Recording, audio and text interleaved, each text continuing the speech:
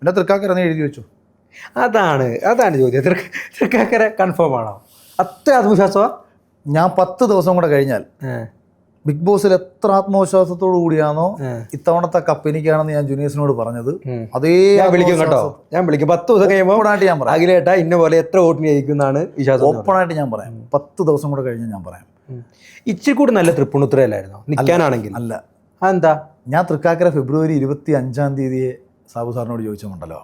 ആണ് എത്രയോ March 15-നാണ് confirmation വരുന്നത്. ഞാൻ ഫെബ്രുവരി. അതെന്താന്ന് വെച്ചാലേ തൃക്കാക്കരയിലെ സാധ്യത വേറെ ആരും കാണാത്ത സാധ്യതകളാണ് ഞാൻ കാണുന്നത്. എന്താ കണ്ടത്? ഒന്ന് ഇവിടെ ഞാൻ പറഞ്ഞല്ലോ, ഫ്ലാറ്റുകളിലും അല്ലാതെയൊക്കെ താമസിക്കുന്ന വോട്ടർമാരിൽ കൂടുതലും കുറച്ച് വെൽ എഡ്യൂക്കേറ്റഡ് ആയിട്ടുള്ള ആൾക്കാരാണ്. തീർച്ചയായിട്ടും അവരെ സംബന്ധിച്ച് രാഷ്ട്രീയമില്ല അവർക്ക്. അല്ല, ഇവിടെ മതവും ഇല്ല. അവർക്ക് തൃക്കാക്കരക്കാർക്ക് മതമില്ല കേട്ടോ. അതെനിക്ക് പലതവണ തോന്നിയിട്ടുണ്ട്. കഴിഞ്ഞ തവണയൊക്കെ ജോസഫിനെയൊക്കെ വേറെ രീതിയിൽ അവതരിപ്പിച്ചിട്ട് പോലും അവര് പുറംകാലിലടിക്കുകയത്.